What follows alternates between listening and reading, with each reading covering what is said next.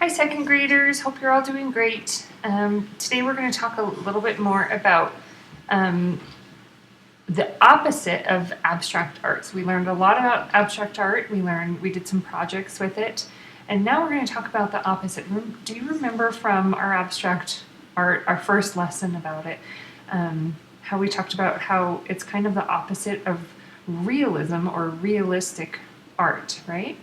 And we looked at this abstract flamingo, and then we also looked at a realistic or a realism version of a flamingo. Now, this particular drawing was made by John James Audubon, and today we're going to talk about how John James Audubon made realistic art and the kind of realistic art that he made, and just kind of explore the realistic art of Audubon. So he was born in 1781, and he grew up in France when he was 18. So that's about the time that you would be done with high school. So about the time that kids in America these days are finishing high school and going on to college, about that age, he sailed to America. And he loved the outdoors in America. He loved the wilderness, he loved the woods, he loved to hunt. He always had his gun and his dog, and he was just out in the woods and the wilderness all of the time exploring. He liked to fish, and he also liked to draw, and he liked music as well. So he decided that he was so enthralled with nature in America, and with specifically the birds that he was seeing in America and how beautiful and colorful they were, that he made it a goal to draw and write the names and document every bird that he saw in America. So it took him a really, really, really long time, but the finished accomplishment of that goal was that he created a book of very realistic drawings of birds called Birds of America. There were so many birds, and the drawings were so big that in order to make these books, they had to make 4 volumes. That means there was 4 separate books.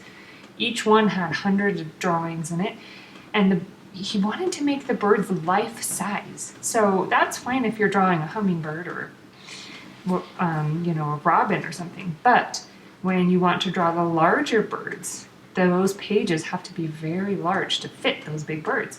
So each page was 2 feet wide by 3 feet tall. They're so big and heavy that it takes 2 grown-ups just to lift the books.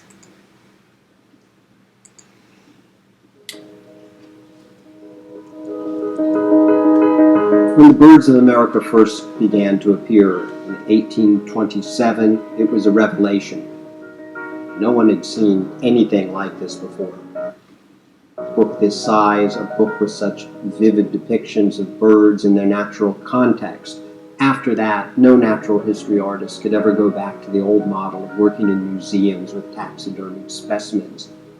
Artists had to go out into the field.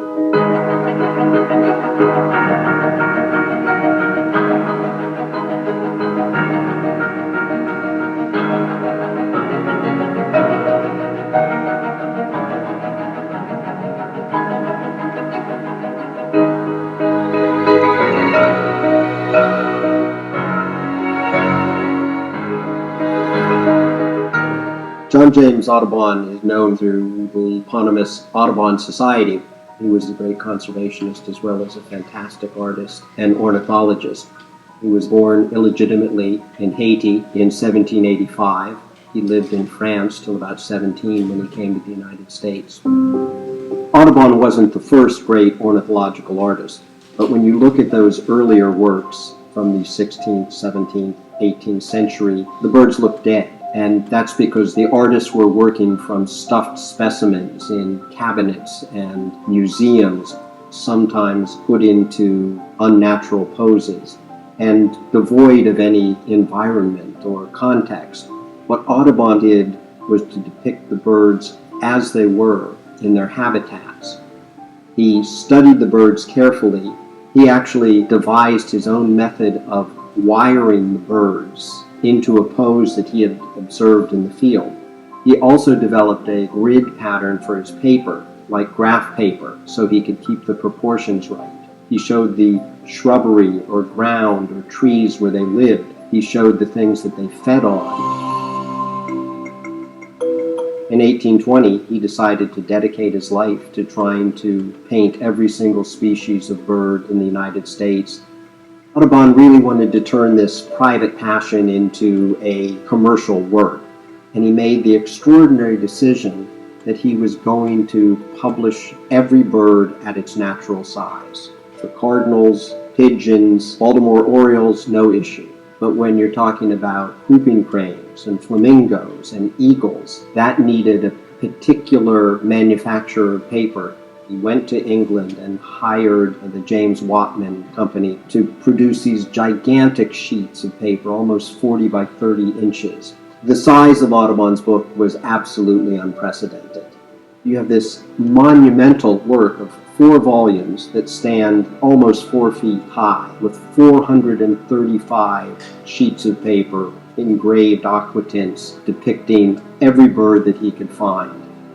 This was not a book that he was going to complete and send to bookstores. This was a work that he worked on for a couple of decades. And so, like many books at that period, it was sold by subscription and published over a period of years. The Birds of America is known worldwide as a great book, but it's more than that. It's a great work of art. It's a great work of writing, of literature. And although there's nothing anthropomorphized about Audubon's birds, he does show them as individuals. The whooping crane is delicately picking up a tiny little alligator who doesn't know what fate is about to befall him. And I always feel when you look at that pair of passenger pigeons, you're looking at 2 birds that really knew each other. The flamingo. It was just so audacious to think that you could fit a bird like that at life size into a book. Audubon does cheat a little bit by having the neck go all the way down and then the head come back up in a U, and this startling scarlet red of the flamingo. That, I think, is Audubon's achievement in a single play.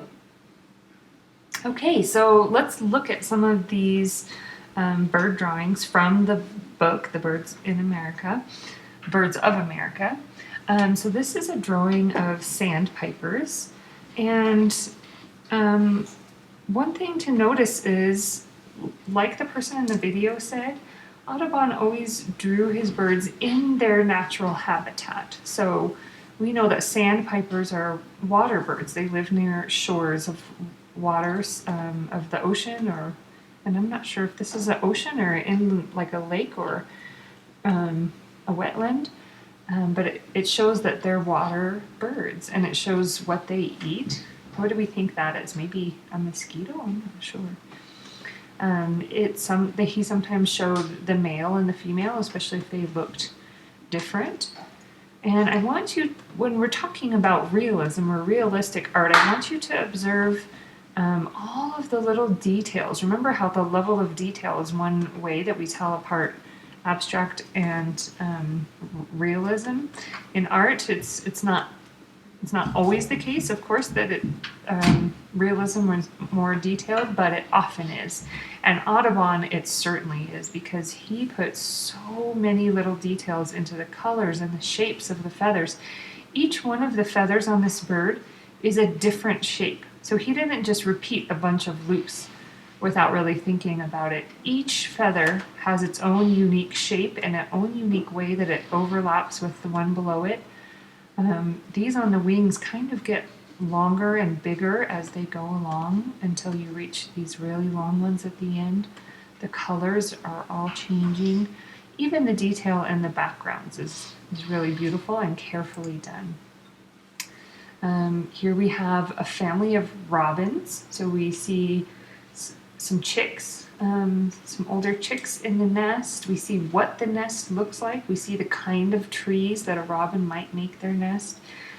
We see the parents bringing food to the nest. Here in this drawing of an osprey, it's another bird that lives near water because it hunts fish. And so we have this really detailed and beautiful fish in addition to the bird. It's mid-flight, its wings are extended, its beak is even open. It might be squawking. Again, observe the details and the realistic proportions, carefully making sure each shape and the size of everything was just right. Here we have some ducks. One neat thing I like about this duck drawing is that we can see underwater and see how the duck swims. We see its webbed feet. We see the differences between the male and female duck. This Iceland falcon, I think, is my very favorite one from the whole collection. The feathers on these are just so beautiful. And even though they're mostly white, the little shading and the detail in them is just amazing. And I want to zoom in a little bit so we can see even more of the detail. Okay, so when we zoom into the face area, look at all the little tiny, tiny, tiny lines that make up the details of the feather. Look at the eye. The eyelid has these little lines going all around it. I would never have noticed that about this bird unless I was able to look at a drawing like this and see it so up close and so beautifully done. Look at the scales on the toe and the feet of the bird. The scales on the top are kind of larger and more yellow. The scales on the underside are a little bit more pale yellow and smaller. Look at those talons. So beautiful. Now, for our project, I'll do another video demonstrating this project, but we are going to draw birds just like Audubon. For you, I am going to put up pictures of birds that you can see from your own backyard. So birds that live here in Utah, and you can choose from one of those pictures that I put up, or you can take your own picture if you happen to have a camera with a nice zoom in, can zoom in nice and close to see the details of the bird. Or you can use your own picture of a bird if you have a favorite bird that lives in Utah, and have your grown-up help you find a picture online or in a magazine or a bird book. So I will have pictures online for you, and I'll demonstrate this project, but I just want to teach you a little bit about how to draw in a way that allows us to be, now of course as second graders, these realistic drawings, we're still just learning how to draw and just learning how, to practice realistic drawing. It takes decades, which is 10 years, so many, many, many, many, many years to be able to learn to draw like this. And so we won't try to compare ourselves to this drawing. We're just going to do the best we can for where we're at, for which is new drawers. But there's a couple tips that will really help you. So first of all is that you want to lightly sketch. These are the two big rules to remember. Draw light until it's right. That means that as we sketch out the shape and the size of our bird and the position and where things are, we're going to draw so lightly that we could easily erase it. We could barely see it. And that way we can do a lot of kind of tests of where we want things, and then once it's right, you can lock it in by drawing it a little bit darker. And another tip is to draw in just shapes, so general oval shapes for where the position of these important parts of the bird are, and then to kind of connect them. And the next big thing I want you to remember is to draw what you see and not what you know. Now, what does that mean? What does draw what you see mean? Of course we're going to draw what we see, right? Not what we know. Here's a little trick I'm going to tell you about the human brain. The human brain is wired and programmed to interpret the things we're seeing and not always exactly see them and notice every little thing about them. It's just we see and hear and experience so much every day as humans that we would just go on overload if our brains gave us all of the information that they were sensing and seeing. And so they don't do that. They just kind of send a message of what we're seeing. You know, if we see a human, for example, our brain just says, oh, that's your mom or that's your dad. It doesn't always send us the signal of every single thing about that thing that we're seeing. So when we're drawing something, we want it to look realistic. We need to tell our brains we don't want to know the message of what we're seeing or what we're thinking about what we think we see. We want to draw what we actually see. So it's a very small difference, but it's an important difference when we're trying to draw realistically. Okay, so when I do the demonstration, I'll show you a little bit more about that, and we'll draw our own birds of Utah, second grade birds of Utah.